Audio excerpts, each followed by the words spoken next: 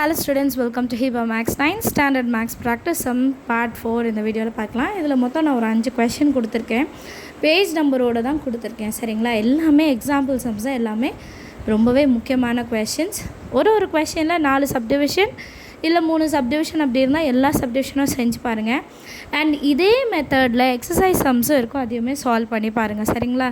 இப்போ நம்ம ஒரு மெத்தட் சொல்கிறேன் அப்படின்னா அது எக்ஸாம்பிள் சம்மில் சொன்னேன்னா அதே இது எக்ஸசைஸ்லேயும் செய்யணும். இப்போ எக்ஸசைஸில் சொன்னேன்னா அதே இதை எக்ஸாம்பிள் சம்லேயும் செய்யணும். இந்த ப்ராக்டிஸ் எப்போவுமே பண்ணுங்கள். சரிங்களா? அண்ட் டெய்லி எல்லா லெசனோட 1 வேர்ட்ஸையும் நீங்கள் பார்க்கணும். அது தனியாக சொல்லணும்னு கிடையாது. புக்கு பின்னாடி இருக்கும் இல்லையா, மல்டிபிள் சாய்ஸ் கொஷின்ஸ், அது எப்போவுமே பார்க்கணும். அண்ட் கிராஃப் ஜியாமெட்ரி நான் இதில் மென்ஷனே பண்ண மாட்டேன், அதை நீங்கள் எப்போவுமே செய்யணும். ப்ளஸ் இந்த சம்ஸ் மட்டும் நீங்கள் டெய்லி செய்யணும். நான் ஆல்ரெடி பார்ட் 3 வரைக்கும் கொடுத்துருக்கேன் அப்படின்னா அந்த பார்ட் 3 வரைக்கும் இருக்கிற சம்ஸை ரிப்பீட் பண்ணுங்கள். நான் இப்போது டெய்லி சம்ஸ் கொடுக்க பார்க்குறேன். சரிங்களா? கொஞ்சம் 10th ஸ்டாண்டர்டோடது பார்க்கும்போது கொஞ்சம் டிலே ஆச்சு. இனி நான் முன்னாடி எடுத்து வச்சுட்டு கூட நான் உங்களுக்கு ஷெட்யூல் பண்ணி அனுப்பி விட்ற மாதிரி இருக்கும். அண்ட் எல்லா சம்ஸையுமே ஒர்க் அவுட் பண்ணுங்கள். 2 சம்ஸாக டெஸ்ட் எழுதி பாருங்கள்.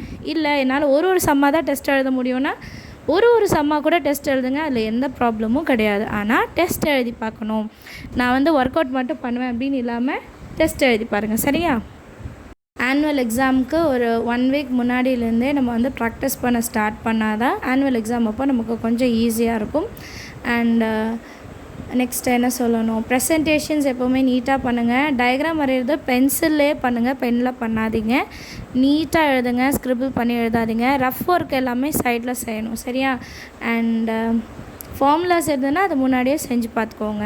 இப்போது ரூட் சம்ஸ்லாம் கொடுத்துருப்போம் ஸ்ட்ரட்ஸில், அதில் ப்ரைம் ஃபேக்டரைசேஷன் மெத்தட் வச்சு தான் ஃபேக்டர்ஸ் கண்டுபிடிக்கணும்னா சைடில் அது கண்டுபிடிக்கணும், அது மனப்பாடம் பண்ணி செய்யக்கூடாது. இது எல்லாமே ஃபாலோ பண்ணிங்கன்னா இந்த சம்ஸ் எல்லாம் கரெக்டாக சால்வ் பண்ண முடியும். சரிங்களா? தேங்க்யூ ஸோ மச் ஃபார் வாட்சிங்.